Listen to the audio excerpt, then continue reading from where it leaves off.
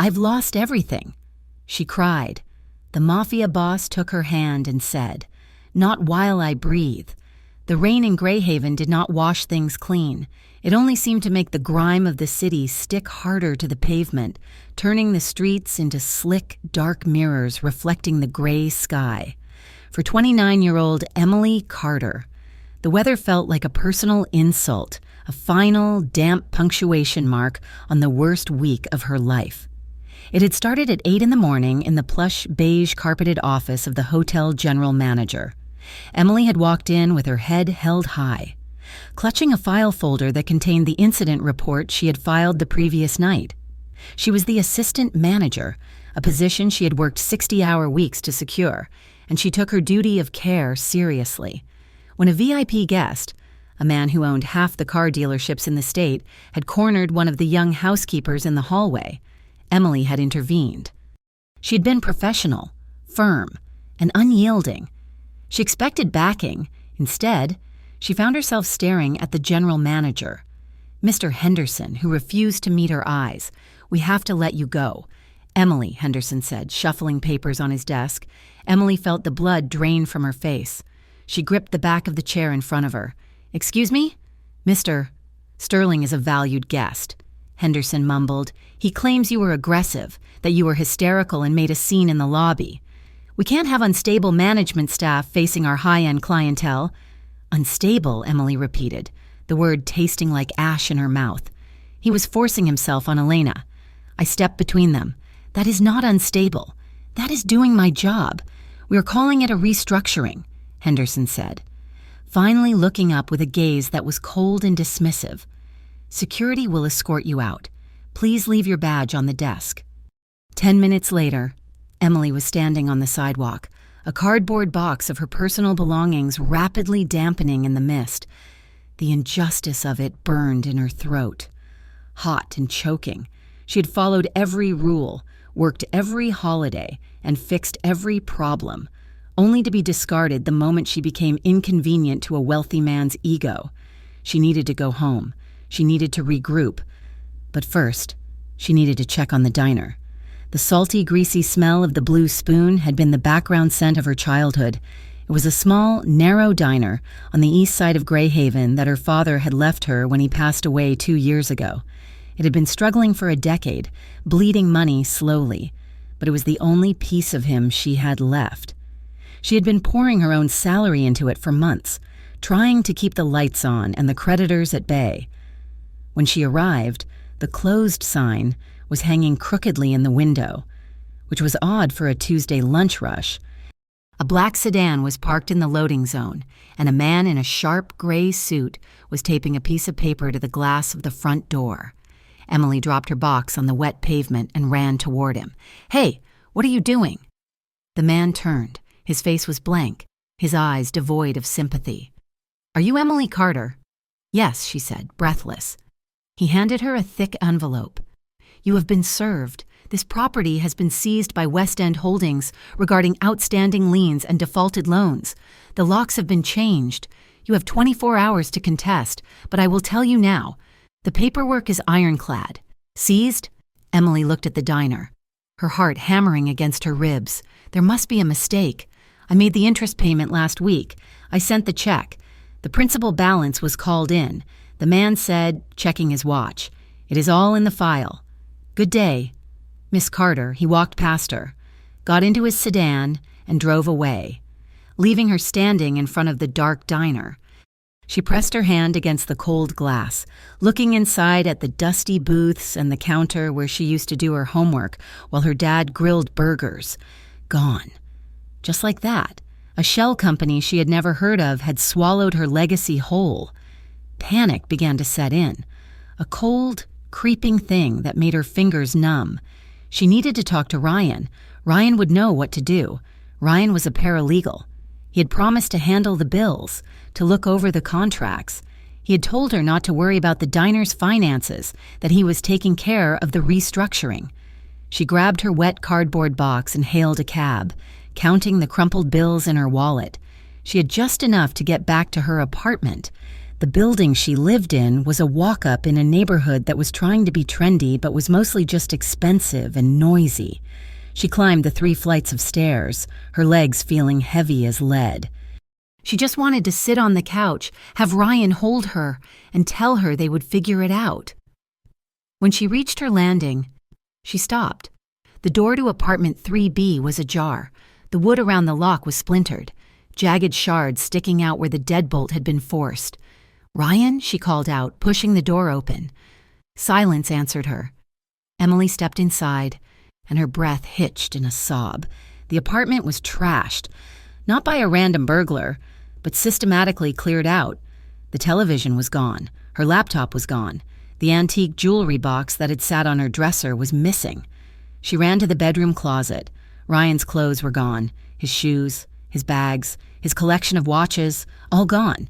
She rushed to the kitchen counter where they kept the emergency jar, a ceramic pot where they had been saving cash for a wedding.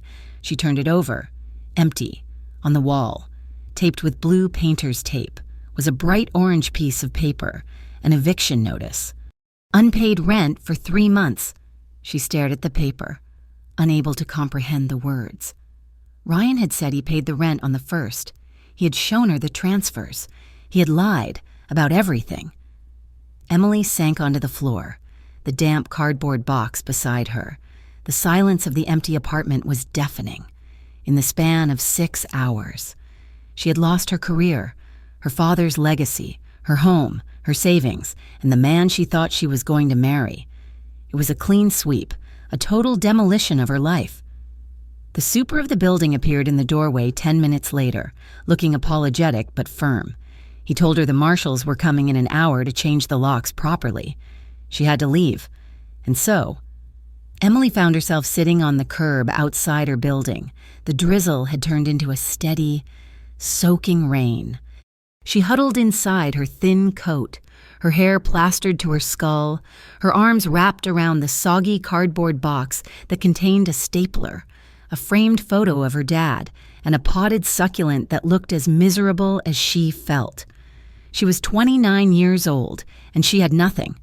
No money for a hotel, no family to call, no friends who could take her in on such short notice without asking questions she did not have the strength to answer. A sleek black car, long and polished like a weapon, slowed down as it drove down the street. It pulled up directly in front of where she was sitting. The window tint was so dark she could not see inside. Emily did not even look up. She stared at the water rushing into the storm drain near her feet, swirling with cigarette butts and oil. The car doors opened. 2 men stepped out. They were large, wearing dark raincoats that did not conceal the bulk of muscle beneath. They did not look like police, and they certainly did not look like social workers. "Miss Carter," one of them said. His voice was gravel over concrete. Emily looked up, squinting through the rain. "Who is asking?" "Mr. Moretti would like a word," the man said. The name meant nothing to her, and yet it sent a shiver down her spine that had nothing to do with the cold. "I do not know a Mr. Moretti, and I am not going anywhere." The second man stepped closer. He was not aggressive, but his presence was a wall she could not walk through. "It concerns your father's debts. Miss Carter, it is not a request." "Debts?" Emily let out a dry, hysterical laugh. "I do not have any money. You can take the box. It has a stapler in it. That is all I have left." "Mr. Moretti prefers to discuss financial matters in person," the first man said. He opened the back door of the car. "It is dry inside. Please." Emily looked at the open door, then at the desolate street. She had nowhere to go. If these men wanted to kill her, they probably would have done it already. And if they just wanted to talk about money she did not have, well, she had plenty of practice with that today. She stood up, her legs trembling, and climbed into the back of the car. The interior smelled of leather and expensive cedar. The ride was silent. The men did not speak, and Emily stared out the window as the city blurred past. They drove toward the downtown district, stopping in front of an upscale Italian restaurant called Bella Nota. It was a place Emily had walked past 100 times but could never afford to enter. They led her not through the main entrance, where warm golden light spilled onto the sidewalk, but through a side door, up a flight of stairs, and into a private office. The room was dimly lit, dominated by dark wood and the scent of rich tobacco and espresso. A large mahogany desk sat in the center of the room, and behind it sat a man who looked like he owned the night itself. Dante Moretti was younger than she expected, perhaps in his early 30s, but his eyes were ancient. They were dark, intelligent, and terrifyingly calm. He wore a suit that cost more than her father's diner was worth, cut to fit broad shoulders and a powerful frame. He did not stand when she entered. He just watched her, his gaze assessing everything: her soaked clothes, her shivering frame, the sheer exhaustion etched into her face in a single sweep. "Sit," he said. His voice was a deep baritone, smooth but carrying an edge of absolute authority. Emily sat in the leather chair opposite him, clutching her purse to her chest. "Who are you?" she asked, her voice trembling. "I am the man your father borrowed money from 5 years ago to keep his kitchen running," Dante said calmly. He opened a ledger on his desk, a substantial sum. He made payments for a time, but the principal remains outstanding, with interest. The figure is significant. He turned the ledger around so she could see the number. It was 6 figures. Emily stared at the number, and the room seemed to tilt. "My father. He borrowed from a bank. Banks do not lend to dying businesses with bad credit." "Miss Carter," Dante said, his face impassive. "Your father came to us. We provided the capital, now that he is gone, and the property has been seized by West End Holdings, a competitor of mine. I might add, the debt falls to the estate, to you." Emily felt the air leave her lungs. She shook her head, water droplets flying from her hair. "I did not know. He never told me." "Ignorance does not cancel the debt," Dante said, though his tone was not mocking. It was simply stating a fact, like commenting on the weather. The dam broke, the professional composure she had held onto through the firing, the stoic shock she had maintained at the diner, the numbness at the apartment. It all shattered. "I do not have it," she whispered, her voice cracking. Dante watched her, his fingers steepling together. "I do not have it," she cried out, the sound raw and jagged. "I lost my job this morning. My apartment is gone. My fiancé stole my savings and left me. They took the diner. I have $12 in my pocket and a box of office supplies. That is it." Tears spilled over, hot and fast, tracking through the rain on her cheeks. She slumped in the chair, burying her face in her hands. "I have lost everything," she sobbed, the words muffled by her cold palms. "There is nothing left to take." For a long moment, there was only the sound of her jagged breathing in the quiet room. Then, she heard the scrape of a chair pushing back. Soft, heavy footsteps approached her. Emily flinched, expecting a blow, or perhaps to be dragged out to the street. Instead, a hand appeared in her vision, a large, tanned hand holding a pristine white linen handkerchief. She looked up, her vision blurry. Dante Moretti was standing right in front of her, leaning against the edge of his desk. He was close enough that she could smell him. Sandalwood, rain, and something sharp like steel. The cold calculation was gone from his eyes, replaced by something darker, heavier and unexpectedly gentle. "Take it," he said softly. Emily reached out with a shaking hand and took the cloth. She wiped her eyes, feeling the expensive fabric against her raw skin. "I do not know what you want me to do," she whispered, looking up at him. "If you are going to hurt me, just do it. I'm too tired to run." Dante's expression tightened, a muscle feathered in his jaw. He stepped closer, encroaching on her space. But instead of fear, she felt a strange, magnetic pull. He reached out, and for a second she stopped breathing, but he did not grab her. He lightly touched her hand where it rested on her knee. His thumb brushed over her knuckles in a slow, rhythmic motion that was shockingly grounding. His skin was warm, his touch firm but restrained. "Not while I breathe," he said. The vow was low, vibrating in the air between them. Emily stared at him, caught in the intensity of his gaze. "What?" "You said you have lost everything," Dante said, his dark eyes locking onto hers. You have not lost your life, and as long as you are standing in my city, under my protection, no one is going to touch you. Not West End Holdings, not your ex-fiancé. No one but the money. Emily stammered. The debt is real, Dante acknowledged, straightening up but keeping his eyes on her, and it must be paid. I do not run a charity, but I am not a monster who bleeds the destitute. He walked back around his desk and pulled out a key card. You need a job. You need a home. I have both. Emily blinked, trying to process the shift in the conversation. What? Bella Naughty needs a hostess who can handle difficult people. You are a manager, correct? You can handle a floor, and my bookkeeper is overwhelmed. You will work here evenings. We will garnish a percentage of your wages to pay down the interest on the debt. It will take time, but you will be square. Work for you, she asked, her voice wary. For the Mafia? For the restaurant, Dante corrected smoothly. Legitimate work. As for housing, he tossed the key card onto the desk. It landed with a soft click. I own several buildings in the city. There is a furnished unit on 4th Street. It is empty. It is yours until you get back on your feet. Emily looked at the key card. It looked like a lifeline, but she knew enough to know there were always strings. Why? She asked. Why help me? You could just have your men break my legs. Dante looked at her, and for a fleeting moment she saw something like loneliness behind the impenetrable armor of his gaze. Because you stood up for a housekeeper against a man who thought money gave him the right to abuse her. He said, I have eyes everywhere. Emily, I know why you were fired. Loyalty and principles are rare commodities in Greyhaven. I value them. He extended his hand toward her again, palm open. Do we have a deal? Emily looked at his hand. It was a deal with the devil. She knew that. He was a criminal, a dangerous man. But the world of good, honest men had chewed her up and spit her out today. The law had failed her. Her fiancé had robbed her. The corporate world had discarded her. This man, this dangerous stranger, was offering her a roof and a chance to survive. She reached out and placed her hand in his.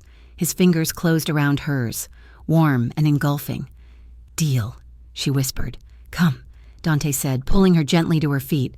You are shivering. I will drive you to the apartment myself. The drive to the apartment building was different this time. Dante drove, dismissing his driver. The silence in the car was not menacing. It was heavy, charged with a tension Emily could not name. They arrived at a high-rise building that was far nicer than anything she had ever lived in. They rode the elevator up to the 10th floor in silence. The space in the elevator felt impossibly small. Emily was acutely aware of him standing next to her, the heat radiating from his body, the way his suit jacket strained slightly across his shoulders. As the elevator chimed and jerked to a stop, Emily, exhausted and still wearing damp heels, stumbled. Her ankle rolled, and she pitched sideways before she could hit the wall. A strong arm clamped around her waist. Dante caught her effortlessly, pulling her upright. His grip was iron hard, his hand splayed wide against the damp fabric of her coat, pressing into the curve of her waist. Careful, he murmured. Emily looked up. They were inches apart. She could see the flecks of gold in his almost black eyes. She could see the dark stubble on his jaw. The air between them suddenly felt thin, electric. His hand did not immediately let go. He held her there, steadying her, his gaze dropping to her lips for a fraction of a second before snapping back to her eyes. For a heartbeat that lasted too long. Neither of them moved. The danger of him was right there, pressing against her. But so was the safety. Thank you, she breathed, her voice barely audible. Dante slowly released her, his hand lingering for a ghost of a second before falling to his side. He stepped back, clearing his throat, the mask of the stoic boss sliding back into place. The apartment is 10B. The code is on the card. He walked her to the door but did not go in. Get some sleep. Emily, we will discuss the schedule tomorrow. He turned and walked back to the elevator, his strides long and confident. Emily unlocked the door and stepped inside. The apartment was beautiful, modern, warm and dry. Floor-to-ceiling windows looked out over the city of Greyhaven. She walked to the window and looked out at the lights shimmering in the rain. Somewhere out there, her old life was gone. Ryan was gone. The diner was gone. She reached into her pocket and pulled out the linen handkerchief Dante had given her. It was still dry in the center. She clenched it in her fist, bringing it to her chest. She was terrified. She was indebted to a crime lord. She was in over her head. But as she looked at the city lights, she realized that for the first time all day, the shaking in her hands had stopped. The monster had offered her a hand when the angels had turned away. And God help her, she had taken it. 2 weeks into her employment at Bella Nata, Emily Carter had learned that the building was not just a restaurant, it was a living, breathing creature with 2 distinct hearts beating in opposition to one another. The first heart beat upstairs, in the dining room where crystal chandeliers cast a warm, flattering glow over the city's elite. Here, the air smelled of truffle oil, expensive Barolo wine, and the faint, powdery perfume of women who had never worked a day in their lives. As the hostess, Emily stood at the mahogany podium, greeting senators and CEOs with a polished smile that did not reach her eyes. She managed the reservation book with the same fierce efficiency she had once used at the hotel, smoothing over ruffled feathers and ensuring the nightly ballet of service ran without a hitch. But the second heart beat downstairs, and its rhythm was darker, slower, and far more dangerous. The basement level was technically where the administrative offices and dry storage were located. In reality, it was the nerve center of the Moretti crime family. The air down here was cooler, smelling of damp concrete and gun oil. Men who did not look like waiters sat in the back room, playing cards and cleaning weapons that gleamed dully under the fluorescent lights. Conversation stopped abruptly whenever Emily walked past with her ledger, replaced by heavy, watchful silences. She tried to keep her head down. She tried to be invisible.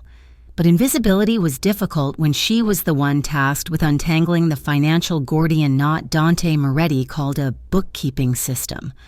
On a rainy Tuesday evening, Emily sat in the small, windowless office that had been assigned to her. The desk was piled high with receipts, invoices, and a heavy, leather-bound ledger that dated back 3 years. Dante had been right. The previous bookkeeper had been either incompetent or overwhelmed. The numbers did not balance. Emily rubbed her temples, the headache that had started at noon pulsing behind her eyes. She reached for her lukewarm coffee and took a sip, her eyes scanning the columns of figures for the 100th time. There it was again. She ran her finger down the line item. It was a recurring payout labeled simply as maintenance services.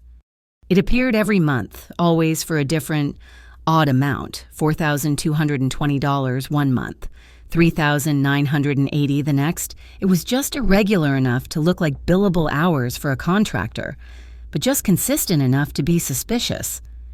Emily cross-referenced the vendor code with the master list she had spent the last week compiling. The code led to a company called West End Holdings. Her breath hitched in her throat. West End Holdings. The name was branded into her memory. It was the shell company that had seized the diner, the faceless entity that had put the eviction notice on the door of her father's legacy. Why was Dante paying them? She opened another file, her heart hammering against her ribs. She began to trace the payments back. These were not incoming funds. They were outgoing. Money was bleeding out of the restaurant's legitimate earnings and vanishing into the accounts of the very same company that had destroyed her life. If Dante owned West End Holdings, he was paying himself, which made no sense for tax evasion purposes in this specific structure. It looked more like theft. It looked like someone was skimming. A chill that had nothing to do with the basement draft slid down her spine. If someone was stealing from Dante Moretti using the same shell company that had targeted her father, then the web connecting her family's ruin to the mafia was far more tangled than she had realized. It meant her father might not have just been a borrower. He might have been a victim of the same parasite feeding on the Moretti empire. She was about to print the page when a commotion outside the door made her jump. Voices were raised in the corridor, one slurred and angry, the others low and sharp. Emily hesitated, then stood up and cracked the door open. At the end of the hallway, near the staff exit that led to the alley, a scene was unfolding. A man in a disheveled tuxedo, clearly a patron who had wandered down from the main dining room, was swaying on his feet, shouting about a missing wallet. He was belligerent, his face flushed with expensive scotch and entitlement. Two of Dante's soldiers, men Emily knew only as Marco and Luca, were blocking his path. Luca, a man with a short temper and a scar running through his eyebrow, looked ready to snap. His hand was already moving toward the waistband of his trousers, where Emily knew a pistol sat nestled in leather. "Get out of my way, you greaseball," the drunk spat, shoving Luca's shoulder. "I will have this place shut down. I know the mayor." Luca's face darkened, his fist clenching. "Nobody touches me," he snarled, stepping forward with violent intent. Emily flinched, expecting the sickening sound of bone on bone. Enough. The word was not shouted, but it cracked through the tension like a whip. Dante Moretti appeared from the shadows of the stairwell. He was wearing his usual impeccable charcoal suit, his tie loosened slightly at the collar. He did not look angry. He looked bored, which was somehow infinitely more terrifying. He stepped between his soldier and the drunk. He did not shove Luca. He simply placed one hand lightly on the man's chest. It was a restraining gesture, almost gentle, but Emily saw Luca freeze instantly, the rage draining out of him to be replaced by deferential fear. "Boss, this guy is asking for it," Luca muttered. Stepping back, Dante ignored him. He turned his dark gaze onto the drunk patron. The silence that followed was heavy. The drunk man blinked, his bravado wavering under the sheer weight of Dante's presence. "You have lost your way, sir," Dante said. His voice was calm, devoid of the jagged edges of violence, yet it commanded absolute attention. "The exit is that way." "My men will escort you to a cab," the drunk puffed out his chest, trying to rally. "I am not going anywhere until I find my wallet. Your staff stole it. Your wallet is in your left jacket pocket," Dante said, his eyes flicking downward for a fraction of a second. "You placed it there after you paid for the third bottle of Chianti." "Check." The man patted his pocket, frowned, and pulled out the leather billfold. "Oh, go home," Dante said softly, "before you make a mistake that you cannot apologize for." The threat was veiled, wrapped in velvet, but it was unmistakable. The man paled, mumbled an incoherent apology, and allowed Marco to guide him toward the door. Dante remained standing in the hallway, watching them leave. He looked at Luca, who was staring at the floor. Control. "Luca," Dante said quietly, "we are not thugs in an alley. We run a business. If you lay a hand on a civilian inside these walls, you answer to me. Do you understand?" "Yes, boss," Luca whispered. "Get back to work."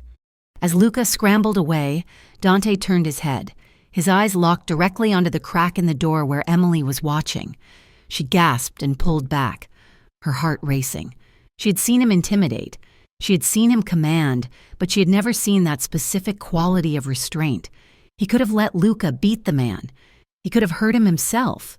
Instead, he had de-escalated the violence with a terrifying discipline.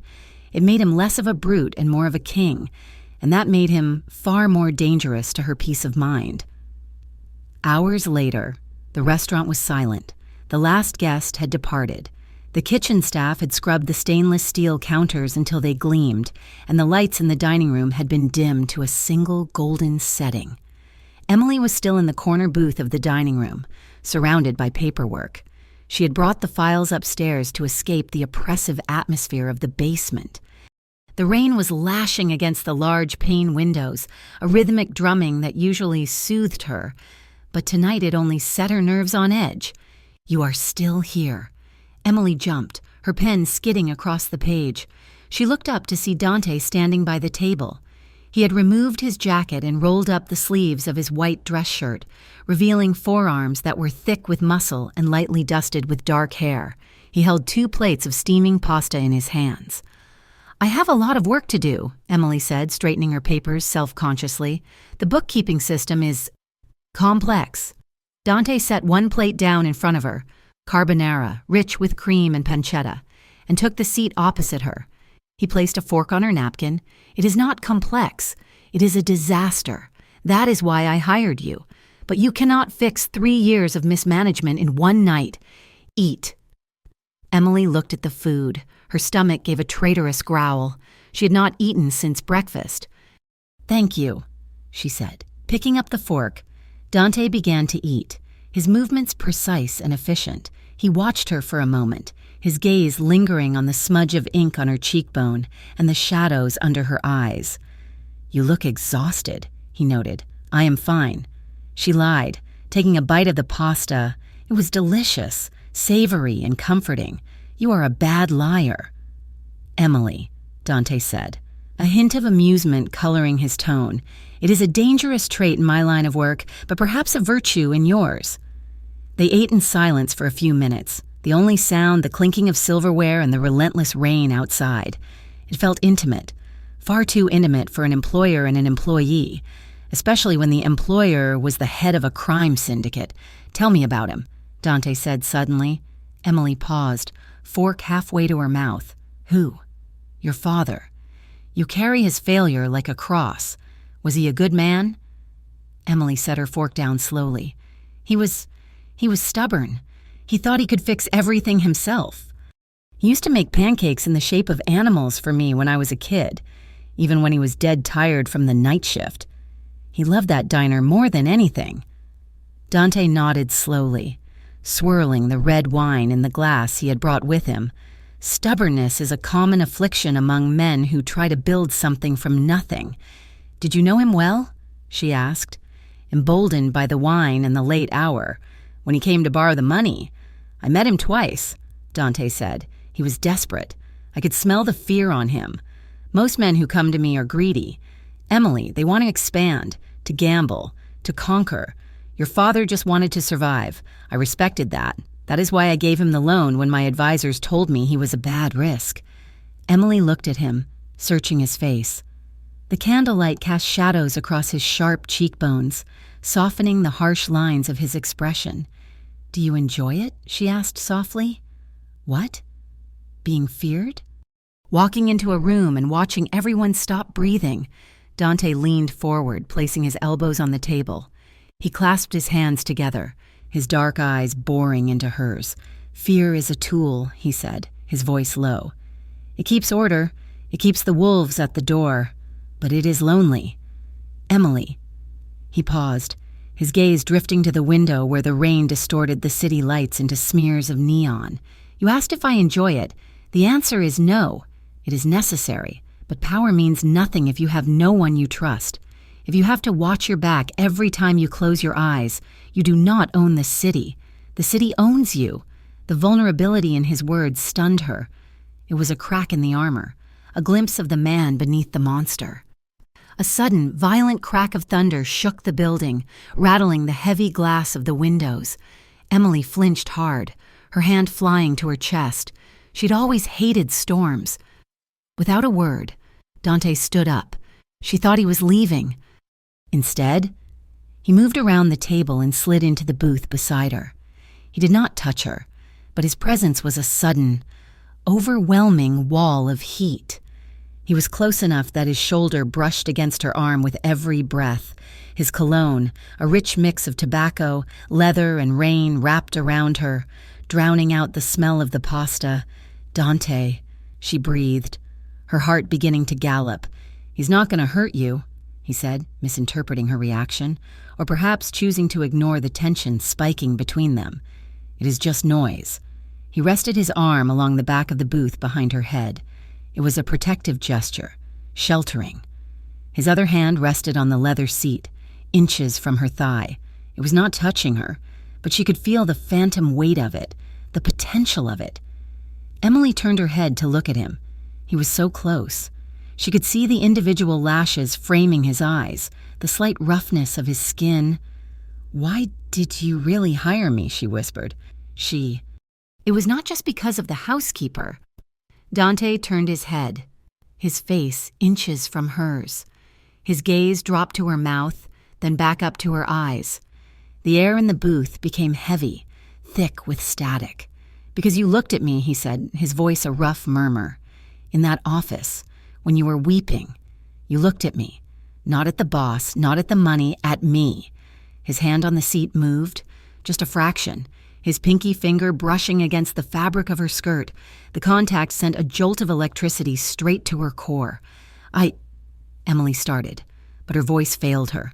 She felt a pull, a magnetic drag toward him. She wanted to lean in. She wanted to bridge the tiny gap between them and find out if his mouth was as hard as his words or as gentle as his hands had been that first day. Buzz, buzz, buzz. The phone in Dante's pocket vibrated aggressively against the table leg. The spell shattered. Dante pulled back instantly, the warmth vanishing as he reached for the phone. He answered it, his voice shifting from intimate to icy in a split second. Moretti. Emily watched the transformation. The man who had been sitting beside her, vulnerable and close, was gone. The capo was back. When? Dante snapped into the phone. How many? He listened for a moment, his jaw tightening until the muscle ticked. Lock it down. Put a team on the perimeter. I am coming down. He hung up and stood, sliding his jacket back on in one fluid motion. What is it? Emily asked, fear spiking in her chest. We have a problem, Dante said, buttoning his jacket. A rival crew. The Portside gang, they've been spotted 2 blocks over. They are testing the boundaries. Portside? Emily repeated. The name felt familiar, though she did not know why. You're going home, Dante said, his tone brokering no argument. Now. He grabbed his radio from his belt. Carlo, bring the car around. We are moving. And put 2 men on Carter's apartment building. Heavy rotation. On my apartment. Emily stood up, her legs shaky. Dante, what is happening? Nothing that will touch you, he vowed, looking at her with a fierce intensity. But I am not taking chances. Get your coat. The drive back to her apartment was fast and tense. Dante spent the entire time on his phone, issuing orders in rapid-fire Italian and English. He was a general at war, organizing troops, securing assets. When they arrived at her building, the rain had slowed to a drizzle. Dante dismissed the driver and walked her into the lobby, then into the elevator, and all the way to her door. The hallway was quiet, the fluorescent lights humming overhead. Emily's hands were shaking as she dug into her purse for her keys. The adrenaline of the security alert mixed with the lingering sexual tension from the restaurant was making her clumsy. She dropped the keys. Dante reached down and scooped them up before they hit the carpet. Allow me, he said. He moved behind her. She could feel the heat of his chest against her back, not quite touching, but close enough that she instinctively leaned back into him. He reached over her shoulder, his arm brushing against her ear, and slotted the key into the lock with a steady hand. He turned it, the click echoing in the hallway. Emily turned around quickly, intending to thank him. She misjudged the distance. She bumped into him, her hands coming up to rest on his chest to steady herself. They were inches apart. Dante's hand was still resting on the doorframe beside her head, effectively trapping her between his body and the wood. Emily looked up, her breath catching. Dante was looking down at her, his dark eyes hooded and unreadable. His other hand came up, hovering near her waist, fingers flexing as if he wanted to grab her but was forcing himself not to. Thank you, she whispered, her voice husky, for walking me up. Dante did not answer immediately. He leaned in closer, his head dipping down. His breath was warm against her forehead, smelling of mint and the wine they had shared. Emily's lips parted. She tilted her chin up, her heart pounding a frantic rhythm against her ribs. It felt inevitable. The kiss was right there, suspended in the charged space between them. She wanted it. God help her, she wanted him to close the gap. Dante's gaze dropped to her lips. He stayed there for a long, tortured second, his body radiating a hunger that matched her own. Then, he closed his eyes briefly and exhaled a sharp breath. He stepped back. The loss of his proximity was physical, like a sudden drop in temperature. Dante looked at her, a restrained half-smile touching his lips. It was a sad smile. Get some sleep. Emily, he murmured, lock the deadbolt. He turned and walked away down the hall, his footsteps heavy and rhythmic. Emily stood in the doorway watching him go until he disappeared into the elevator. She stepped inside her apartment and locked the door, deadbolt, chain, and handle, just as he had ordered. She leaned her back against the door and slid down until she was sitting on the floor. She touched her lips, which still tingled with the ghost of a kiss that had never happened. Later, lying awake in her bed, staring at the ceiling. Emily Carter fought a war within herself. On one side was the terrifying reality of her situation. She was working for a criminal. Her father's debts were tied to a shadow war between rival gangs. Men with guns were standing guard outside her building because she was now a target by association. On the other side was Dante, the man who had stopped his soldier from beating a drunk. The man who had fed her pasta in a dimly lit room. The man who had looked at her with such intense, restrained longing that it made her toes curl. She was drawn to him like a moth to a flame, even though she knew that flames did only one thing. They burned. The walls of Bella Nata had ears, and lately they were whispering a single name: Victor Cade. Emily Carter heard it first while she was counting inventory in the wine cellar. 2 of the line cooks were taking a smoke break just outside the delivery grate, their voices drifting in with the damp city air. They spoke of a turf war, of broken windows in the garment district, and of a man named Cade who was buying up debt like he was collecting baseball cards. She heard it again 2 days later, passing the security room in the basement. Marco, the soldier Dante had reprimanded, was arguing on the phone. His voice pitched low but furious. "He's squeezing the docks," Marco had hissed. "Cade is cutting off the supply chain. He wants the small businesses to fold so he can launder through the real estate." Emily had paused, her hand hovering over the door handle. Laundering through real estate. Squeezing small businesses? It sounded terrifyingly familiar. It sounded exactly like what had happened to the Blue Spoon. The realization sat in her stomach like a stone for the rest of the week. She went through the motions of her job, seating guests, balancing the nightly till, smiling at men in expensive suits, but her mind was elsewhere. She was trying to piece together a puzzle where half the pieces were hidden in shadow. On Thursday, her night off, Emily decided to finally unpack the last of the boxes she had hastily shoved into the closet of her new apartment. It was a task she had been avoiding. These were the boxes from her father's house, the things she had saved from the estate sale 2 years ago and never had the heart to look at since. She sat on the floor of the living room, a glass of cheap wine beside her, and cut the tape on a battered cardboard box labeled Dad Office inside. It smelled of old paper and the peppermint candies her father used to keep in his pockets.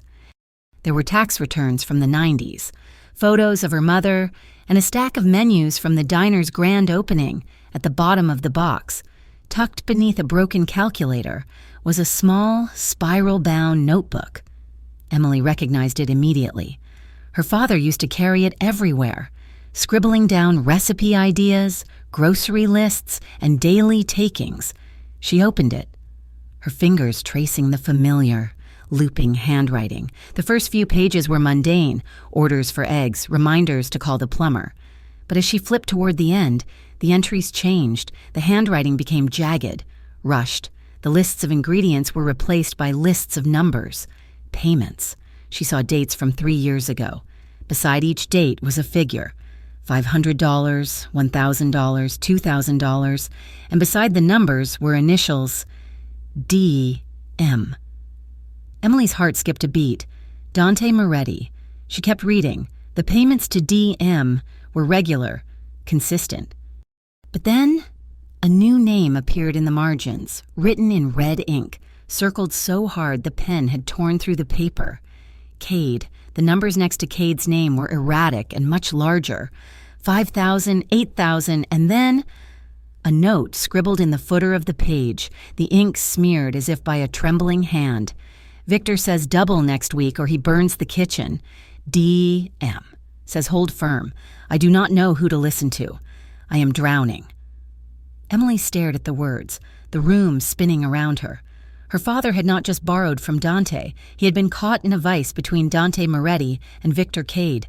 He was being extorted by one while paying the other, and Dante had never told her. He had sat across from her in that office, handed her a handkerchief, and told her he respected her father. He had told her the debt was a simple business transaction. He had omitted the part where her father was being terrorized by a rival gang, a terror that Dante was apparently aware of. DM. Says hold firm. Dante knew. He knew her father was in danger, and he had told him to hold his ground. Had he used her father as a pawn, a buffer zone in his war with Cade? The grief that had been a dull ache for 2 years suddenly sharpened into a blade of pure, hot anger. She felt betrayed. She felt used. She had let Dante Moretti drive her home, feed her, and employ her, thinking he was the lesser of two evils. But what if he was just the shark that swam closer to the boat? Emily grabbed the notebook and stood up.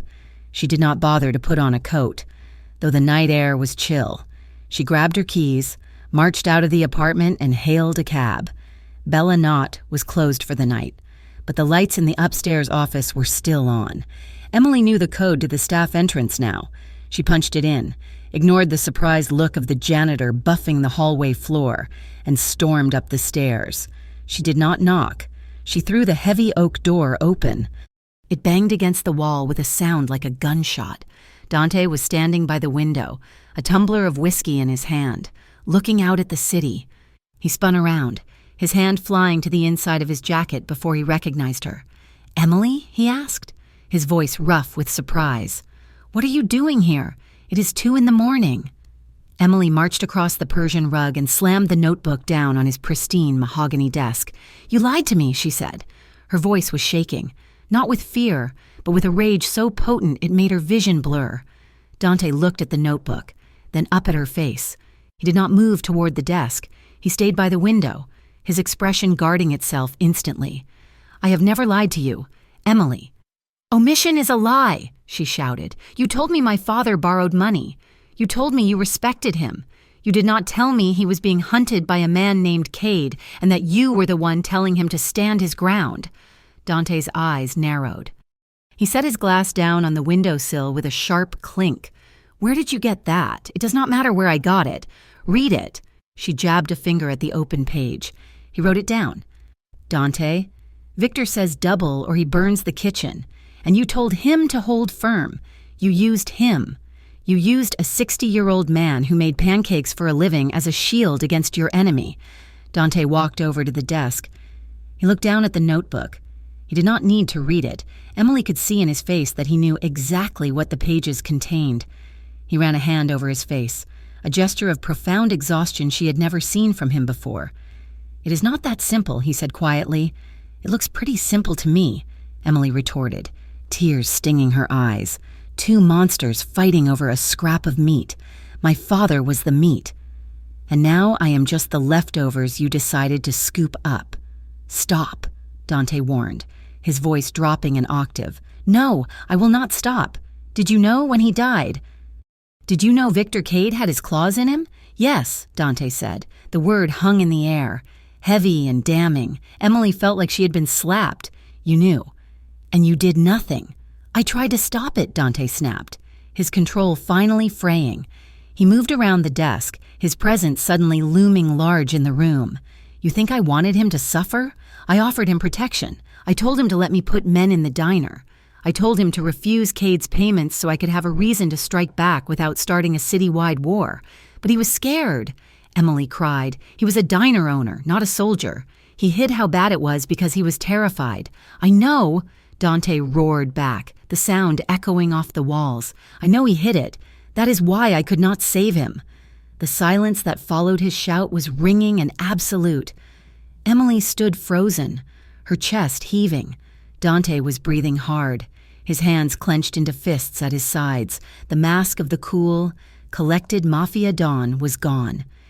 In its place was a man who looked haunted. Dante turned away from her, pacing a short, sharp line in front of the window.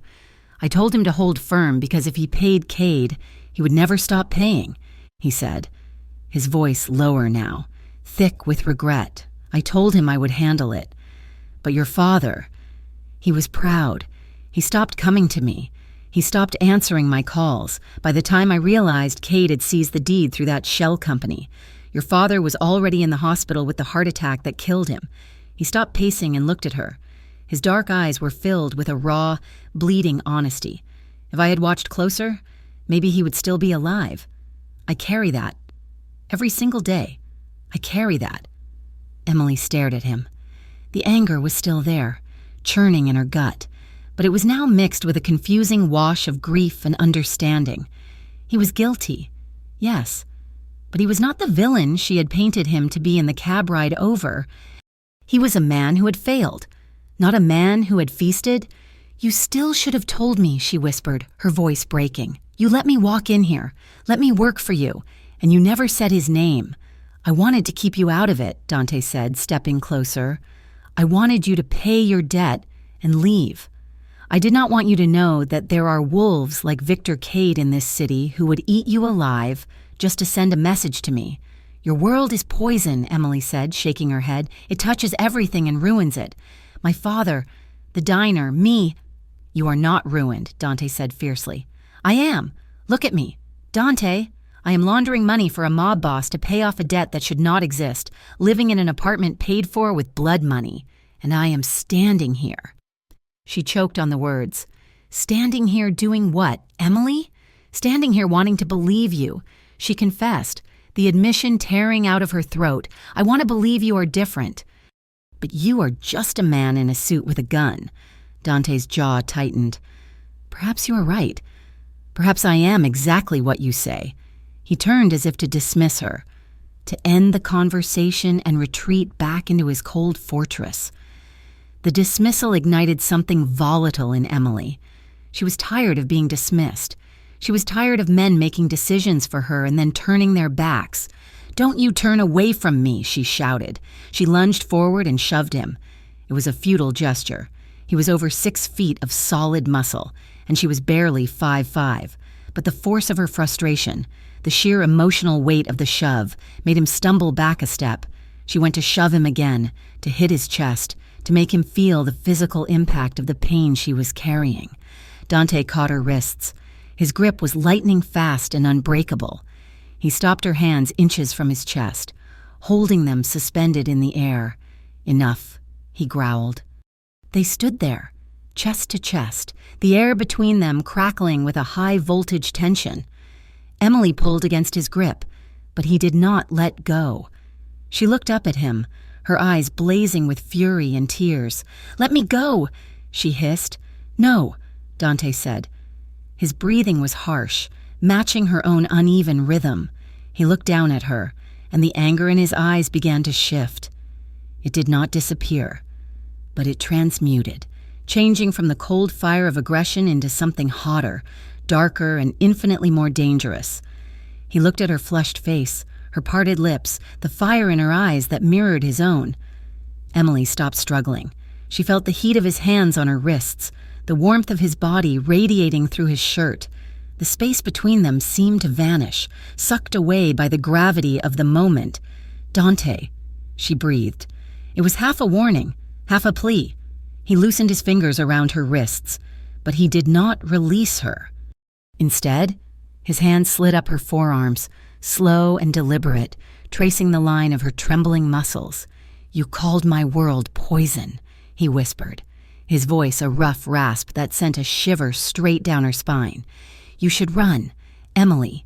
You should run out that door and never look back." "I can't," she whispered back. "Why?" "Because I have nowhere else to go." Dante's eyes dropped to her mouth, the restraint he had shown in the apartment hallway, the discipline he had wielded like a weapon against the drunk. It snapped. "Emily." He groaned. She surged up on her toes. He met her halfway. The kiss was not gentle. It was a collision. It was fierce, desperate, and tasted of whiskey and salt. It was the physical manifestation of all the anger, fear, and confusion that had been building between them for weeks. Emily freed her hands and fisted them in the front of his dress shirt, pulling him closer, anchoring herself to him. She felt the solid, unyielding heat of his chest against hers.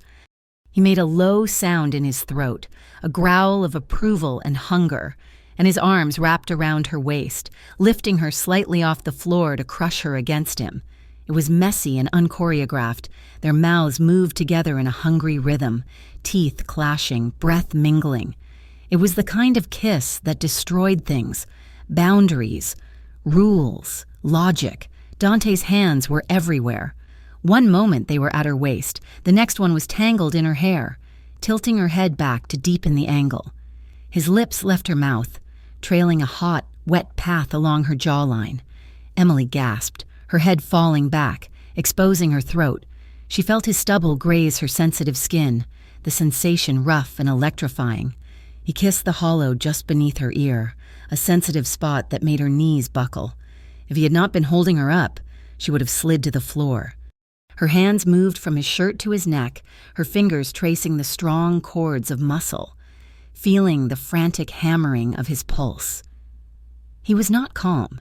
He was not the stoic Don. He was a man on fire, and she was the spark, for a minute, maybe two. The world outside the office ceased to exist. There was no debt, no Cade, no ruined diner. There was only the smell of sandalwood and the overwhelming, terrifying feeling of belonging in his arms. Then, Dante stopped. He froze, his forehead resting against hers, his breath coming in ragged gasps. His hands were still gripping her waist, but the movement had ceased. He closed his eyes, his entire body trembling with the effort of stopping. "No," he muttered, his voice sounding wrecked. "No." Emily blinked, her eyes fluttering open. She was dazed, her lips swollen and tingling. "What?" Dante pulled back. He put a foot of distance between them, though his hands lingered on her arms for a second longer before dropping to his sides. He looked at her, and his eyes were black with desire, but also with a profound, aching regret. "I cannot do this," he said. Emily felt the cold air rush into the space between them. "Why?" she asked, her voice breathless. "Because if I take you, Emily, if we do this, I will never let you go." He ran a hand through his hair, disrupting the perfect style. "And I do not want to destroy you. I do not want to drag you deeper into this filth. You deserve better than a man who has to check his car for bombs every morning." Emily stood there, her heart pounding against her ribs like a trapped bird. She looked at him, really looked at him. She saw the scar on his chin, the weariness in his posture, the genuine fear in his eyes, not fear for himself, but fear for her. She reached up and touched her lips, which still burned from his kiss. "It is too late. Dante," she whispered. He looked at her sharply. "What do you mean? You think you are protecting me by stopping?" she asked, a sad smile touching her lips. "I am already in it. I am in your ledgers. I am in your apartment. And now," she gestured vaguely to the space between them, "I am in this, whether I want to be or not." Dante looked at her with a mixture of agony and longing. He took a step toward her, his hand reaching out, but then he curled his fingers into a fist and dropped his arm. "Go home, Emily," he rasped. "Please, before I change my mind." Emily hesitated. Every instinct in her body screamed at her to close the gap again, to finish what they had started, but she saw the resolve in his face and the fragility of it. If she pushed him now, he would break, and she did not know if either of them could survive the fallout. "Okay," she whispered. She stepped back. Retrieving her purse from the floor where she had dropped it, she looked at the notebook still sitting on his desk. "Keep it," she said. "I do not want to see it again." She turned and walked to the door. Her legs felt heavy, her body aching with unspent adrenaline and desire. She paused at the threshold and looked back. Dante was standing exactly where she had left him, alone in the center of the office, his chest heaving, watching her leave. He looked like a king in a crumbling castle, powerful and utterly isolated. "I need to think," she muttered, more to herself than to him. She walked out and closed the heavy door behind her, shutting off the light and the man. The rain had started again by the time Emily reached her apartment building. It was a light, miserable drizzle that slicked the streets of Greyhaven. She paid the cab driver and stood on the sidewalk for a moment, letting the cold rain cool her flushed face. She looked up at the 10th floor, at the dark windows of the apartment Dante had given her. She felt unmoored. The anger she had felt earlier was gone, replaced by a terrifying clarity. She was falling in love with Dante Moretti, and that love was likely to get her killed. She turned and walked toward the lobby entrance, wrapping her coat tighter around herself. She did not see the car parked across the street, tucked into the shadows of an alleyway. It was a nondescript gray sedan, the kind that blended into the city grayness. Inside, a figure watched her through the rain-streaked windshield. The glow of a cigarette illuminated a scarred hand holding a cell phone. "Yeah, I have eyes on her," the man said into the phone. "She just got dropped off. Looks like she had a rough night." He took a drag of the cigarette, his eyes narrowing as Emily disappeared into the building. "She is living in one of Moretti's safe houses, the high-rise on 4th. Yeah, the bookkeeper." The man smiled, a cold, predatory expression that did not reach his eyes. "Victor is going to be pleased. Moretti keeps his business tight, but he is sloppy with his strays. I think the little bookkeeper might be exactly the way in we have been looking for." He hung up the phone and started the engine, the car purring to life like a hunting cat. The game had changed, and Emily Carter was no longer just a spectator. She was the prize. The plastic handles of the grocery bags dug into Emily Carter's palms, a grounding sensation that felt oddly comforting against the damp chill of the evening. She had bought simple things: coffee, eggs, a loaf of bread, attempts to normalize a life that had spun wildly out of control. The street near her new apartment building was quiet, the streetlights humming overhead, casting long, distorted shadows on the wet pavement. She was 10 feet from the lobby entrance when the illusion of safety shattered. A gray van screeched to a halt at the curb, the tires kicking up a spray of dirty water. Before Emily could react, the side door slid open with a violent rattle. 2 men jumped out. She recognized them instantly from the dossiers Dante had left open on his desk. Portside soldiers, the ones with the neck tattoos. Emily dropped the groceries. Eggs cracked against the concrete, the sound lost under the scuffle of boots. She turned to run, but a heavy hand clamped over her mouth, dragging her backward. She kicked out, her heel connecting with a shin. But the second man grabbed her legs, lifting her effortlessly off the ground. "Stop struggling," one of them hissed in her ear. They threw her into the back of the van onto a metal floor that smelled of gasoline and old sweat. The door slammed shut, cutting off the streetlights. Darkness swallowed her. Before she could scream, a rough burlap sack was pulled over her head, blinding her. Rough hands bound her wrists with zip ties, the plastic biting into her skin. "Sit still," a voice sneered from the front seat. "Victor wants to meet the girl who makes Moretti so weak." The engine roared to life, and the van surged forward, throwing Emily against the cold metal wall. Her heart hammered against her ribs like a trapped bird. "Makes Moretti weak." The words echoed in the darkness, a terrifying confirmation of the very thing Dante had feared. At Bella Notte, the silence in the private office was heavier than lead. Dante Moretti stared at the tracking dot on the computer's screen. It was gray. It had been gray for 12 minutes. "Where is she?" Dante asked. His voice was quiet, but it carried a vibration that made the 2 security specialists in the room flinch.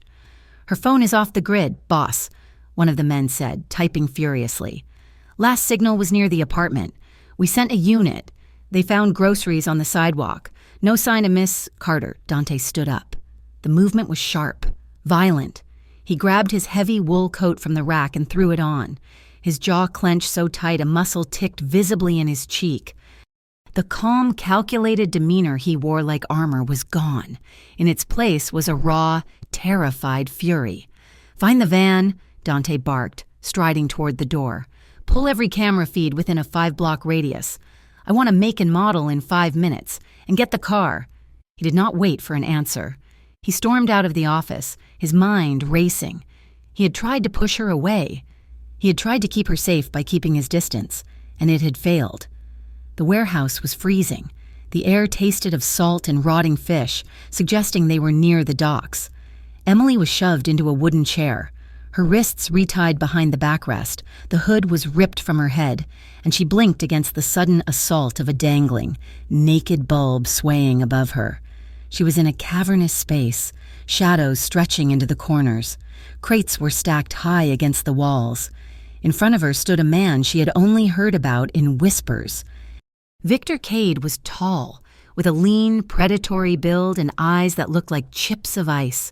He wore a long leather coat that looked expensive but neglected. He circled her slowly, his boots crunching on the grimy concrete floor. "So this is the bookkeeper," Victor said, his voice smooth and mocking. "Pretty. I can see why Dante likes you. He always did have a soft spot for strays." "Where is he?" Emily demanded, surprised by the steadiness of her own voice. "Oh, he's coming," Victor said, stopping in front of her. "He's tearing the city apart right now. It is quite romantic. Really, but while we wait, I thought we should have a chat about finances." He pulled a tablet from his coat pocket and tapped the screen, turning it toward her. "Do you recognize him?" Emily looked at the grainy photo on the screen. It was taken from a distance, showing two men sitting at a park bench. One was a heavy-set man she recognized as Marco Leone, the accountant at Bellinati. The other man was Ryan. Emily felt the blood drain from her face. Ryan, her ex-fiancé, the man who had disappeared with her savings. He looked thinner in the photo, nervous, but it was undeniably him. "Ryan," she whispered. "Your fiancé was very helpful to us," Victor said, a cruel smile playing on his lips. "He was not just bad with money. Emily, he was greedy. He helped us set up the shell company that swallowed your father's diner, and then he introduced us to Marco." Victor swiped to the next photo. It showed Marco handing Ryan a thick envelope. "Marco has been feeding us Dante's shipping routes for 6 months," Victor explained, enjoying the horror on her face. "In exchange, we let Marco skim off the top. Your father was just collateral damage. Ryan sold him out to get a cut of the profits." Emily felt sick. The betrayal was a physical blow to her gut. It was not just bad luck. It was not just the economy. It was Ryan. The man she had slept beside for 3 years had systematically dismantled her life for money. "Why are you telling me this?" she asked, her voice trembling. "Because you are going to help me finish it," Victor said, leaning down until his face was inches from hers. "You have access to Dante's private ledgers now. You know where he hides the real money. You are going to tell me exactly how to bleed him dry." "I will never help you," Emily spat. Victor straightened up, his expression hardening. "You will," he said coldly, "or people you care about will start disappearing, and I do not mean your boyfriend Dante. I mean that nice aunt of yours in Florida, or maybe a cousin. I can reach anyone." "Emily." Dante kicked the door to the basement office open. The wood splintered near the lock. Marco Leone looked up from his desk, his eyes widening in terror as he saw the look on Dante's face. "Boss?" Marco stammered. "What is—" Dante crossed the room in 2 strides. He grabbed Marco by the lapels of his jacket and slammed him against the concrete wall. The impact knocked the wind out of the accountant. Dante's knuckles were white, his breathing heavy and ragged. He held up his phone, showing the surveillance image his tech team had just scraped from a traffic camera near the docks, Marco's car meeting the gray van an hour before the abduction. "Where is she?" Dante roared, shaking the man. Marco's face turned pale. "I do not know what you are talking about." Dante slammed him against the wall again, harder this time. A picture frame fell from the shelf and shattered on the floor. "Do not lie to me, Marco. You gave them the route. You gave them Emily. Tell me where Cade took her, or I will take you apart piece by piece." Marco crumbled. He began to weep, holding his hands up in surrender. The old cannery. By Pier 9. They said they just wanted to talk to her. They said no one would get hurt.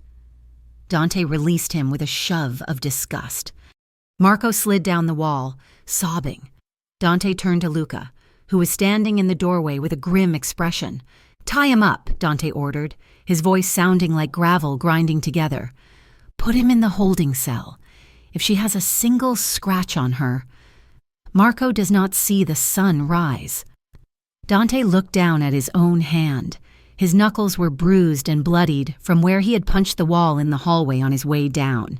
He flexed his fingers, ignoring the pain. The rage inside him was a living thing, a fire that threatened to consume everything in its path.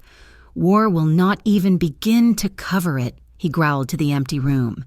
He turned and marched toward the exit. Let us go. Pier 9, in the warehouse. Emily was fighting to keep her panic at bay. She forced herself to focus, to think like the manager she used to be, assess the situation, find a solution. Victor had stepped away to take a phone call, leaving her guarded by the two men from the van. Emily looked around the space, desperately trying to memorize details. Cracked windows on the north wall, 20 feet up, rusted metal stairs leading to a catwalk on the east side. A faded logo painted on the brick behind Victor. Atlantic Fishery Supply. If she got out of this, if she survived, Dante would need to know these things. Victor returned, slipping his phone into his pocket. Time is up.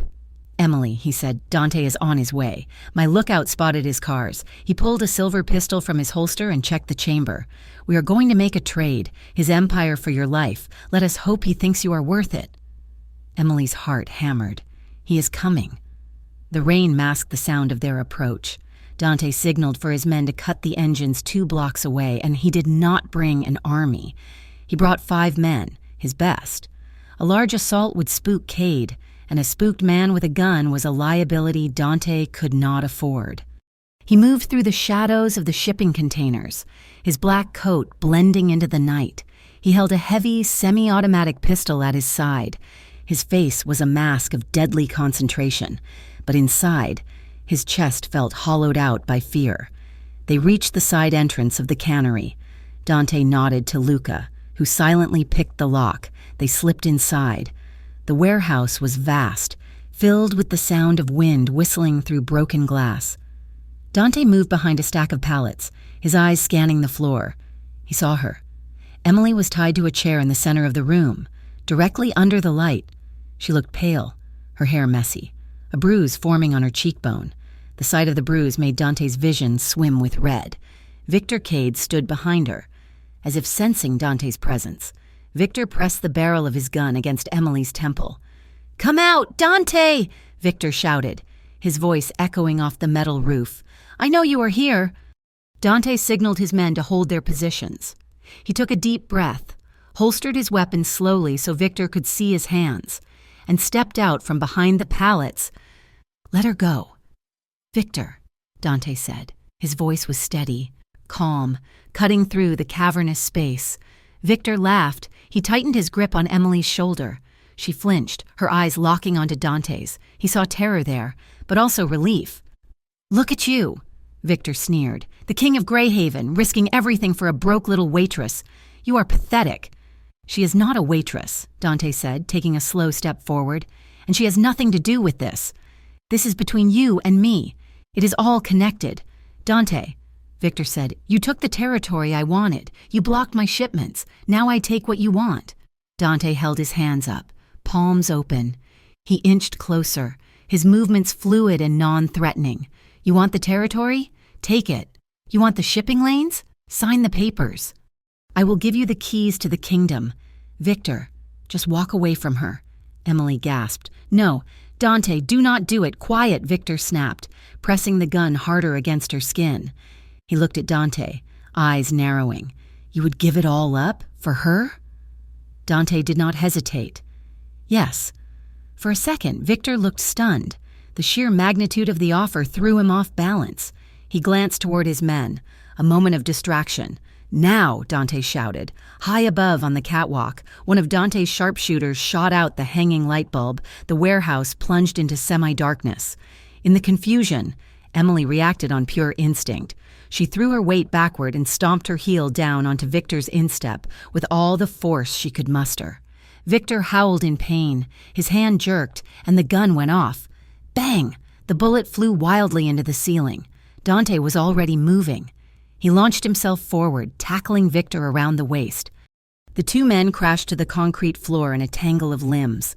Gunfire erupted from the shadows as Dante's men engaged Victor's guards. "Emily, get down!"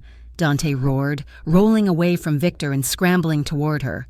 He pulled a knife from his boot and slashed the ropes binding her wrists. Emily fell forward, her legs numb. Dante caught her.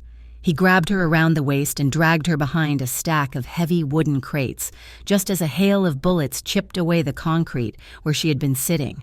"Stay down," Dante commanded, pressing her into the dusty floor. He covered her body with his own, his heavy coat acting as a shield. He wrapped his arms around her, locking her against his chest. Emily was shaking violently, her hands clutching his shirt. "Dante," she sobbed, burying her face in his neck. "I have you," he whispered fiercely into her hair. "I have you, not while I breathe. Emily, I told you." He raised his head, firing 2 shots over the top of the crate to suppress the enemy, then ducked back down to shield her again. "We have to move," he shouted over the noise of the firefight. He looked at her, his face streaked with grime, his eyes wild with adrenaline and desperate love. "Trust me?" he asked. Emily looked at the man who had just offered to burn his empire to the ground to save her life. "Yes," she whispered. "Then run when I say run."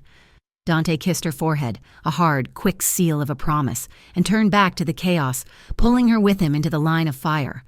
The tires of the armored SUV crunched over the gravel driveway, breaking the heavy silence of the night.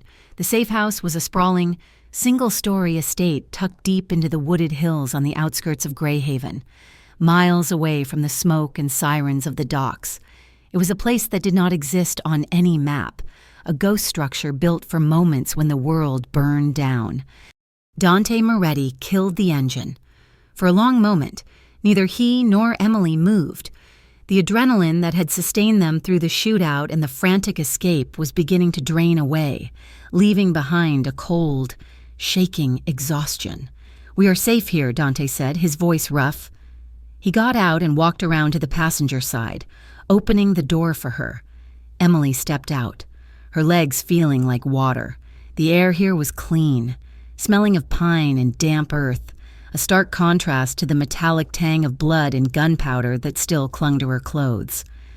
Dante guided her toward the front door, his hand hovering at the small of her back without touching her, as if he were afraid she might shatter if he applied too much pressure. His men had stayed at the perimeter, securing the grounds inside. The house was dark and still. Dante locked the heavy oak door behind them, throwing 3 separate deadbolts. He turned to face her, running a hand through his hair, which was matted with dust. "Victor got away," Dante said, the admission tasting like bile. He took a bullet to the shoulder, but his driver pulled him out. "However, we have 3 of his lieutenants in custody. The police arrived just as we left. Portside is crippled." He was trying to reassure her, to give her a tactical summary that proved they had won. But Emily was not listening to the strategy. She was staring at the blood on his shirt, some of it his, some of it from the man he had knifed to cut her bonds. She looked at him, and the numbness that had protected her since the warehouse suddenly evaporated. In its place came a tidal wave of terror and fury so acute it robbed her of breath. "You almost got me killed," she whispered. Dante stiffened. "I know, they put a bag over my head." "Dante," she cried out, her voice rising, cracking with the strain. "They tied me to a chair. I could smell the gun oil. I could feel the cold metal against my skin." "I know." "Emily," Dante said, stepping toward her. "Don't," she screamed, stepping back. "Do not come near me, your world. This poison, it almost ended me tonight. I am a hotel manager. I balance books. I do not get tied up in warehouses." She was shaking violently now, tears streaming down her soot-stained cheeks. The terror was a physical thing, clawing at her throat. "I can't breathe," she gasped, clutching at her chest. "I can't breathe from the fear anymore. Dante, it is everywhere." She lunged at him, her fists flying out. She struck his chest, a frantic, thudding blow that had no real power behind it. She hit him again, and again, her fists bouncing off the solid wall of his torso. "I hate this," she sobbed, hitting him. "I hate you for dragging me into this. I hate that I am so scared." Dante did not flinch. He did not block her blows. He stood like a statue, letting her pour all her terror and rage into him. He took every strike, his face etched with a profound, aching sorrow. As her energy waned, the punches turned into weak shoves, and then her hands simply uncurled, gripping the fabric of his ruined shirt as her legs gave out. Dante caught her. He pulled her into a tight embrace, wrapping his arms around her shuddering frame. He crushed her against him, burying his face in her hair. "I have you," he murmured, his voice thick. "I have you." Emily collapsed against him, sobbing into his shoulder, her hands clutching the back of his coat as if he were the only solid thing left in the universe. "I am sorry," Dante whispered, his hand moving slowly up and down her back, his fingers splayed to cover as much of her as possible, grounding her. "I'm so sorry. I should have protected you better. I never meant for you to become a target. I thought I could keep the two worlds separate. I was arrogant, and I almost lost you because of it." He held her while she cried, rocking her slightly, absorbing her pain until the sobs turned into quiet, hitching breaths. An hour later, the safe house was silent. Save for the distant, muted sounds of Dante's men moving on the porch outside, they sat on the edge of the bed in the master bedroom. The only light came from a small lamp on the bedside table, casting long, soft shadows across the room. Dante had discarded his coat in his shoulder holster, but he was still wearing the blood-stained dress shirt, the sleeves rolled up to reveal his bruised forearms. Emily had washed her face, but her eyes were red-rimmed and swollen.